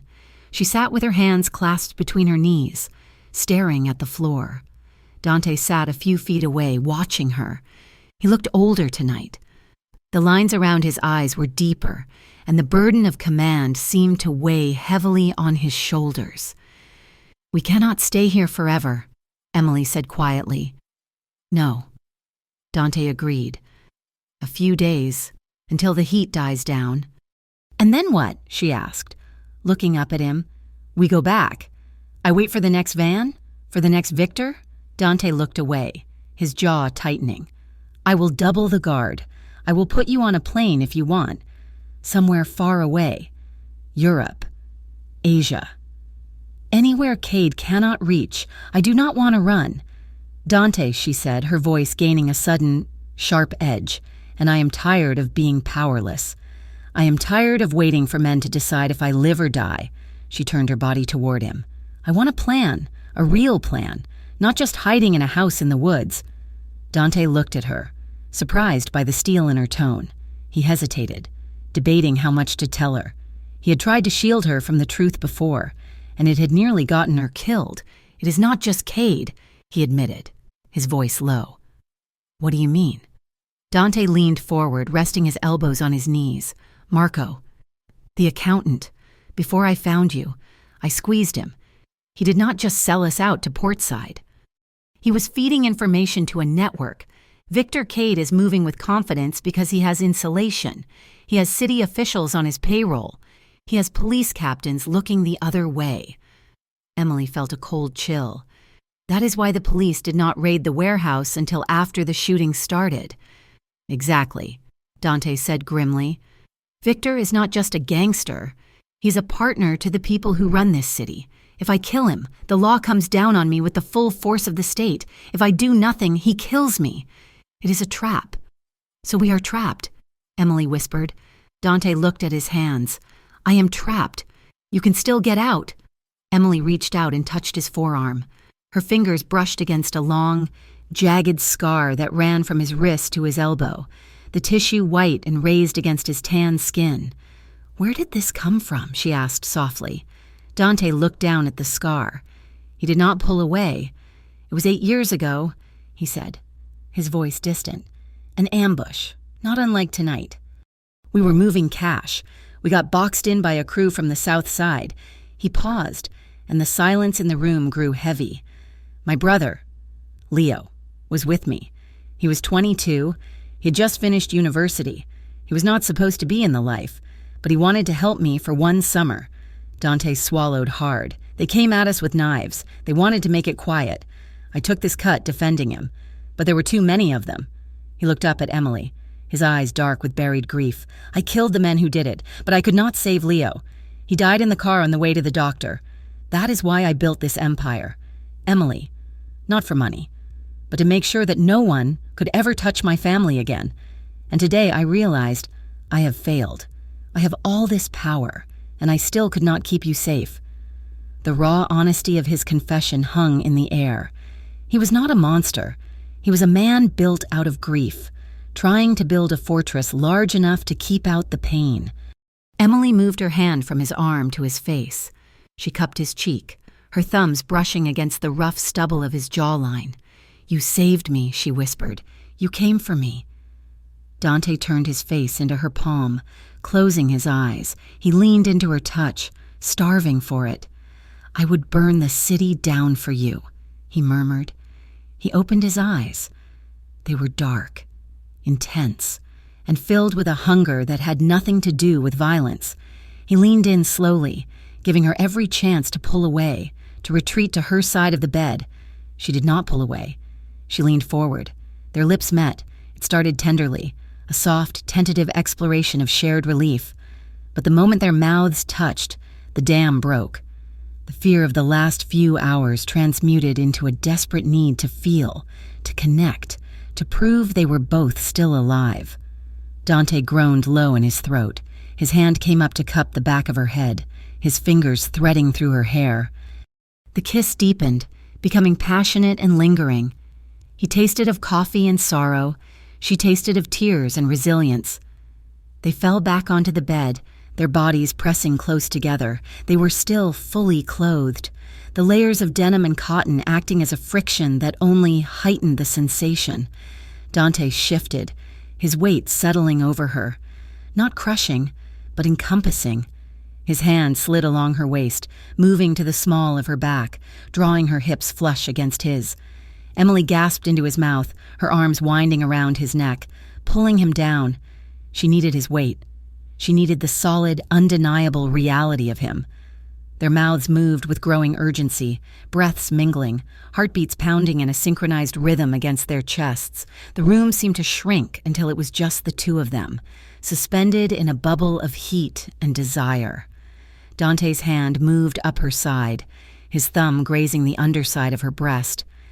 The intimacy was electric, a live wire snapping between them. For a moment, Emily forgot the danger. She forgot Victor Cade. She only knew that she wanted this man, wanted to be closer to him than physics allowed. But then, Dante pulled back. He tore his mouth from hers, breathing hard, his forehead resting against her temple. His body was tense, vibrating with the effort of restraint. "Emily," he rasped. He pushed himself up slightly, looking down at her. His pupils were blown wide, swallowing the iris. "I want this," he whispered, his voice shaking. "I want you more than I have ever wanted anything, but not like this. Not here, not while you are afraid and running for your life." He brushed a stray lock of hair from her forehead, his touch impossibly gentle. "I want more than stolen moments in safe houses. Emily, I will not take anything from you tonight that you might regret in the morning light." Emily looked up at him, her chest heaving. She saw the respect in his eyes, the refusal to exploit her vulnerability. She reached up and traced the line of his bottom lip with her thumb. "The only thing I regret," she whispered, her voice steady and sure, "is not meeting you sooner." Dante closed his eyes as if her words were a physical caress. He lowered his head and kissed her once more, soft, reverent, a promise sealed in silence. Then he rolled onto his back beside her, pulling her into his side. They lay there in the dark, fully clothed, holding onto each other as the adrenaline finally faded into sleep. The next morning, sunlight filtered through the heavy curtains, painting stripes of dust motes in the air. Dante was already gone from the bed, his side of the mattress cool. Emily sat up. The events of the previous night rushed back to her, but the panic was gone. In its place was a cold, hard resolve. She was done being the victim. She was done being the leverage. She heard Dante's voice in the living room, talking low on the phone. He was distracted. He was planning a war. Emily moved quickly. She went to the small travel bag Dante had brought from the office. Inside, she found the tablet he had used to show her the accounts weeks ago. She knew the passcode. He had typed it in front of her a dozen times. She unlocked it. Her fingers flew across the screen, locating the files on Marco Leone, the dual books, the payoffs, the shipping routes. She pulled her father's battered notebook from her own coat pocket, where she had instinctively shoved it before leaving the apartment the day she was taken. She took photos of the relevant pages in the notebook, the ones linking Cade to the extortion, and uploaded them to a secure cloud drive along with Marco's files. She needed an ally, not a gangster, not a soldier. She needed the law, but not the corrupt law that Victor owned. She remembered a name from the news, Detective Sarah Halloway. She was internal affairs, a woman who had made headlines last month for arresting a corrupt precinct captain. The papers called her a crusader. The streets called her untouchable. Emily found the number for the internal affairs tip line. She did not call from the house phone. She used an encrypted messaging app on the tablet. She typed a message. I have proof of the Cade corruption ring. I have the ledger connecting him to City Hall. I am willing to turn it over. But I have conditions. She hit send. 10 minutes later. A reply pinged back. Who is this? Emily typed, someone who wants to end the war. Meet me at the St. Jude Cathedral. 1 hour, come alone or the deal is off. She deleted the messages, wiped the browser history, and put the tablet back. She walked out into the living room. Dante was standing by the fireplace. Drinking coffee, he looked up, his expression softening instantly when he saw her. Good morning, he said. Good morning, Emily replied. She forced a smile. I'm going to take a shower. Then I think I'm ready to talk about the future. Take your time, Dante said. You are safe here. Emily nodded and turned away. Her heart was hammering against her ribs. She was about to betray him to save him. An hour later, under the pretense of needing fresh air in the garden, Emily slipped through a gap in the back fence that she had spotted from the bedroom window. She walked a mile through the woods to the main road and hailed a passing taxi. The St. Jude Cathedral was a massive stone structure in the center of Greyhaven, neutral ground.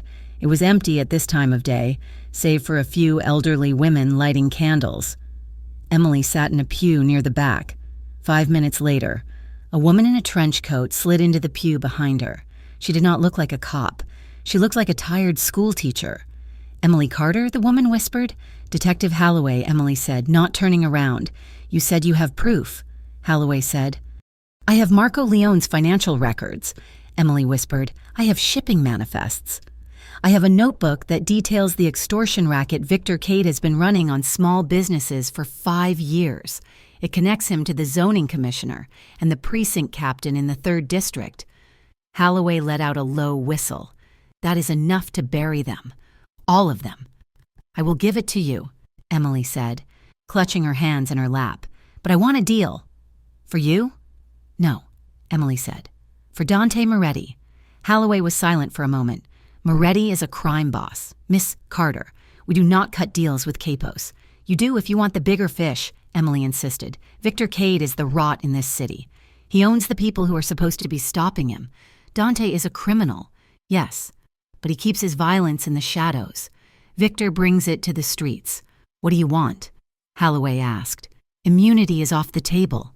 I know that, Emily said, her voice steady. But I want a plea arrangement. He cooperates. He helps you dismantle the corruption. He steps down from the organization. In exchange, you give him a sentence that has an end date. You do not bury him in a hole for the rest of his life. And if he refuses? Halloway asked. He won't, Emily said, closing her eyes, because I am going to be the one testifying against him if he does not take it. There was a long silence in the dim cathedral. If the evidence is as good as you say, Halloway finally said, I can talk to the We can look at a reduced sentence for cooperation. Racketeering instead of murder 1. 5 years, maybe 7 with parole. But he has to give us everything. He will. Emily promised. She reached into her bag and pulled out a flash drive containing the files. She slid it along the wooden pew. Bring down Victor, Emily said, and make sure Dante gets the offer before you put the cuffs on him. Halloway took the drive. You are a brave woman. Miss Carter, or a foolish one? Maybe both, Emily whispered. She stood up and walked out of the church, back into the rain to go tell the man she loved that she had just arranged for his arrest.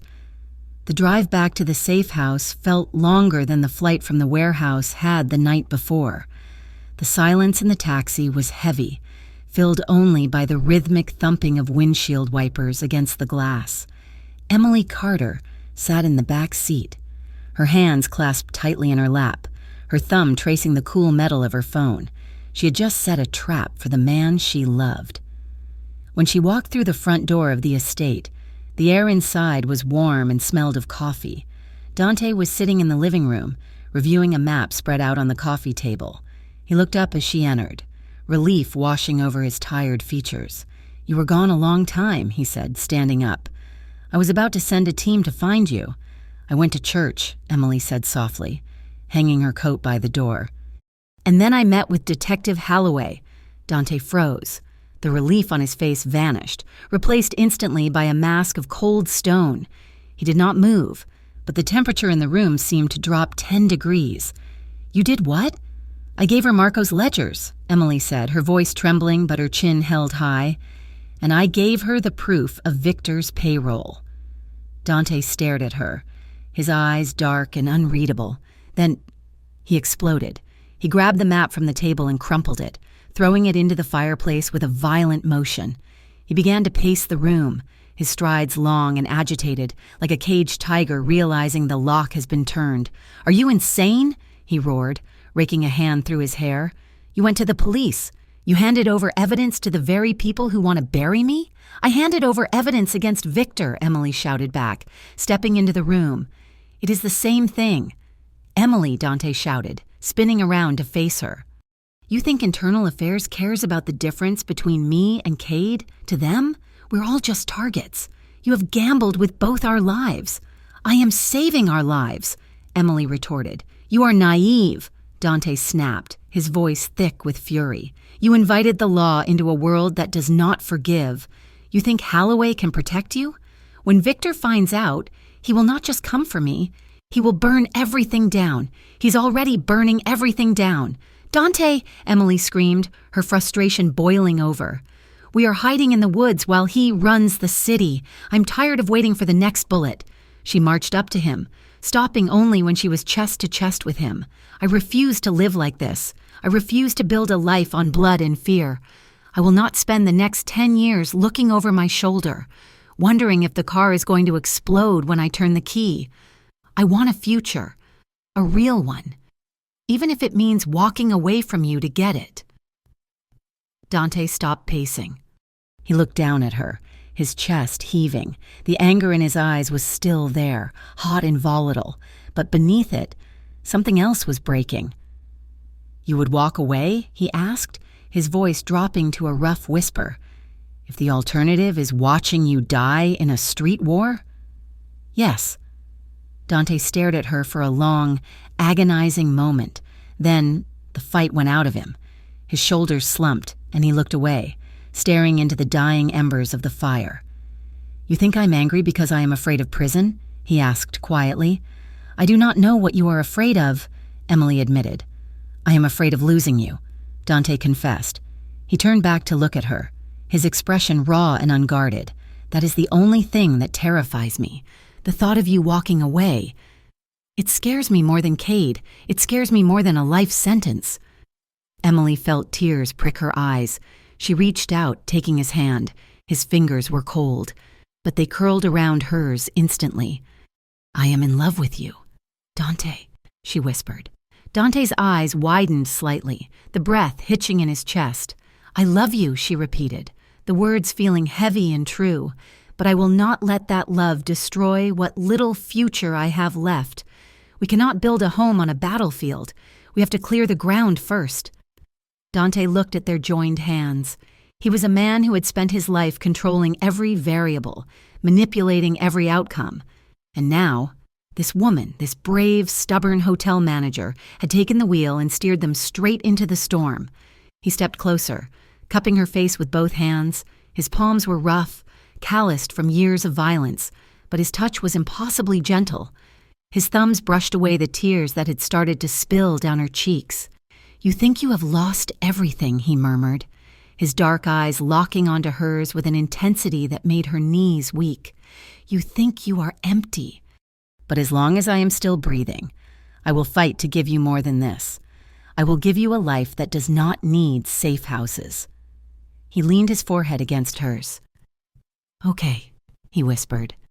"We do it your way." The morning of the operation was gray and heavy with impending rain. The plaza outside the Greyhaven County Courthouse was slick with drizzle, the stone steps shining like polished slate. Emily stood near the bottom of the steps, flanked by Detective Holloway and 4 uniformed officers. She wore a simple gray coat, her hands deep in her pockets to hide their trembling. Across the plaza, a black sedan pulled up. Dante Moretti stepped out. He was not in handcuffs. He was not being dragged. He walked toward them voluntarily, flanked by only 2 of his men, Luca and Carlo. He wore a crisp navy suit, his head held high. It was a signal to the city and to the underworld that he was not running. He was negotiating. Holloway spoke into her radio. "Target is on sight." "Secure the perimeter?" Dante stopped 10 feet from Emily. He looked at her, and for a brief second, a small, private smile touched his lips. It was a look of reassurance, a silent message that he was ready for whatever came next. "Detective," Dante said, nodding to Holloway, "I believe you have some paperwork for me. Mr. Moretti," Holloway said, stepping forward. "We appreciate your cooperation. If you will come with us." The air shattered. Tires screeched from the side street. A heavy delivery truck smashed through the police barricades, sending officers scattering. The back doors of the truck flew open, and 4 men with automatic weapons opened fire. "Get down," Holloway screamed, shoving Emily toward a concrete pillar. Chaos erupted. Pedestrians screamed and ran. Police returned fire, the sound of gunshots echoing off the stone buildings like thunder. Dante did not run. He drew his own weapon, firing 2 precise shots that took down the lead gunman. But he was exposed. Dante! Emily screamed, trying to reach him. Someone grabbed her from behind, an arm made of iron locked around her throat, dragging her backward, cold metal pressed hard against her ribs. "Do not move," a voice snarled in her ear. It was Victor Cade. He had not sent his men to do the dirty work this time. He was here, desperate and cornered, knowing that the deal Emily had brokered was the end of his reign. "Stop firing or she dies," Victor bellowed, his voice cracking with manic rage. The shooting sputtered and died out as officers realized the situation. The silence that followed was terrifying, filled only with the sobbing of terrified civilians and the wail of distant sirens. Victor dragged Emily out from behind the pillar, using her body as a human shield. He stood in the center of the plaza, his gun dug deep into her side. "Drop it, Dante!" Victor shouted. "Drop it or I put a hole in her." Dante froze. He was 20 feet away, his gun raised. He looked at Emily, seeing the terror in her eyes, the way her feet scrambled for purchase on the wet pavement, slowly, deliberately. Dante opened his hand. His gun clattered to the ground. "Kick it away," Victor ordered. Dante kicked the weapon aside. He raised his hands, palms out. "Let her go." "Victor," Dante said, when his voice was steady, cutting through the rain. "This is over." "It is over when I say it is over," Victor spat. "You think you can cut a deal? You think you can walk away? I'm going to kill her, Dante, and then I'm going to kill you." Dante took a step forward. "Take me," he said. Victor laughed, a jagged, broken sound. You are already dead. I am offering you a trade," Dante said, taking another step. He ignored the warnings from Holloway, ignored his own men shouting at him to get back. He focused entirely on Victor. "You want the territory? It is yours. You want the roots? Take them. You want my life? Here it is." Dante stopped 10 feet away. He spread his arms wide, exposing his chest. "Let her go, and I will walk to you. You can put the bullet in me yourself. Just let her walk away." Emily felt Victor hesitate. The offer was everything he had ever wanted. Total victory. "No!" Emily screamed, struggling against Victor's grip. "Dante, no! Quiet!" Victor shouted, shaking her. Dante's eyes locked onto Emily's. They were filled with a profound, heartbreaking love. It was a goodbye. Emily felt a surge of panic so intense it nearly blinded her. She had lost her father. She had lost her home. She had lost her sense of self. She could not lose him. "I will not let you," she cried out, tears streaking her face, mixing with the rain. "I have lost everything already. Don't make me lose you." The sheer desperation in her voice echoed across the plaza. It was the sound of a woman who had nothing left to fear because the worst thing imaginable was standing right in front of her. Victor sneered. "How touching. You can die together." He shifted his aim, moving the gun from Emily's ribs toward Dante in that split second of distraction as Victor's focus narrowed on his rival. Detective Holloway made her move. She was crouched behind a squad car to Victor's left. She signaled the sniper on the roof, "Take the shot." A sharp crack rang out. Victor jerked violently as a bullet tore through his right forearm. He screamed, dropping the gun. Emily did not wait. She threw herself to the ground, rolling away. Dante moved like lightning. He rushed forward, covering the 10 feet in a heartbeat. He did not go for Victor. He went for Emily. He grabbed her, pulling her into his arms and spinning her around, shielding her body with his own as police officers swarmed Victor, tackling him to the wet pavement. "Stay down," Dante commanded, pressing her face into his chest. He held her there, his arms locked around her like bands of steel, while the world exploded into shouting and handcuffs around them. Emily clung to his lapels, shaking uncontrollably, listening to the frantic beat of his heart against her ear. It was fast, alive, and strong. "It is over," he whispered into her hair. "It is done." The aftermath was a blur of statements, lawyers, and paperwork, but eventually, the chaos subsided. Victor Cade was in custody, facing charges that would put him away for 3 lifetimes. The corrupt officials he had paid off were being rounded up by Holloway's team. The rot was being cut out. Dante Moretti sat in a conference room in the courthouse. His lawyer had just finished reviewing the plea deal. It was heavy. He would have to dismantle the lending operations. He would have to turn over all assets related to the illegal gambling. And he would have to serve time, not a life sentence, but 5 years in a minimum security federal facility for racketeering charges, with eligibility for parole in 3. It was a prison sentence, but it was also a way out. Dante signed the papers. When he walked out of the courthouse, it was late afternoon. The rain had stopped, leaving the city washed clean and smelling of wet pavement and ozone. Emily was waiting for him at the bottom of the steps. She looked tired, but her eyes were clear. Dante walked down to her. He stopped a foot away. "They took my passport," he said, a small, wry smile playing on his lips. "And I have to report to the marshals on Monday." 3 years, Emily said softly. "Maybe less, if I am on my best behavior," Dante replied. He reached out and took her hand. "Are you going to wait?" he asked. He did not demand it. He asked it with the humility of a man who knew he had no right to expect it. Emily looked at him. She saw the man who had given her a handkerchief when she had nothing, the man who had fed her pasta, the man who had offered to die for her in the plaza. "I am not going anywhere," she said. "I have a restaurant to run. Someone has to make sure the books are balanced while you are gone." Dante laughed, a sound of genuine, unburdened joy. "You are keeping the job?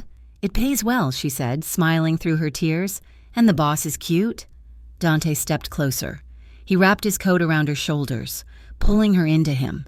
"This is not the end," he murmured, resting his forehead against hers. "No," Emily whispered. "It is the beginning.